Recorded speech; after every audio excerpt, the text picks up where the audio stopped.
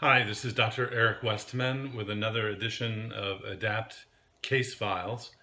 I have to thank my patients for letting me talk about them. They sign a release form to allow me to do this, like talking to any media outlet. This is a story of a scout leader who thought he could never get back to hiking and to the Philmont Scout Ranch, and he's doing it now. His story, most of his life, his maximum weight was 340 pounds. He's about 6 feet tall. Otherwise healthy, other than the mild aches and pains and heartburn that so many people have. He came to me to help him on his weight loss journey, already down to about 250 pounds, and this was 5 years ago. So 5 years ago, at 250 pounds, a BMI of 33, he basically stopped eating many carbohydrates, followed a well-formulated ketogenic diet program, and that was 5 years ago. So just looking back, he continued to lose weight.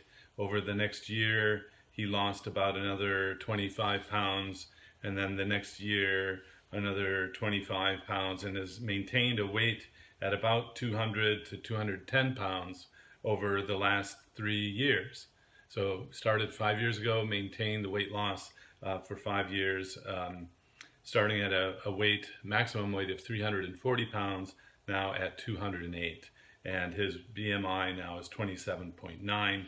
But the weight's just one thing. He is a hiker, he is a scout leader, and he thought he would never be able to get back out west to New Mexico, to one of the places where Boy Scouts go. And he shows a photo of himself 5 years ago and today, and with the Scouts.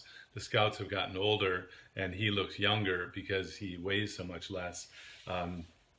So he's just happy as a clam. A couple things, knowing that you really only have to eat when you're hungry, and you're going to be eating less over time on a keto kind of program than you were before. He basically eats once a day. And he has steak, chicken, pork, broccoli, cauliflower, spinach. These are all low-carb things that don't raise the blood sugar much. For snacks, he has pepperonis and cheese sticks and an occasional glass of wine and mainly water to drink. In the morning, he'll have black coffee and sometimes with heavy whipping cream. He exercises 4 days a week. He's very active, high-intensity training. Walking, stadium steps, core exercises. He used to have back pain really badly. Now it's much better. He's not taking any pain medicines for that. He used to have heartburn or reflux. That's gone. He's not taking medicines for that. And I think the most important thing for his lifestyle and what he talks about is he thought he would never be able to hike again.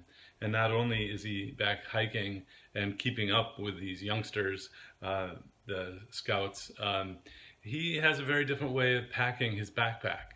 He tells me that he has about 20 pounds of food. He doesn't have to take a stove or anything because he's eating very high-fat foods, while other people who hike with him are carrying 50 to 70-pound packs for the week because they're taking all the carb foods, and they're taking stoves to make pancakes and things like that.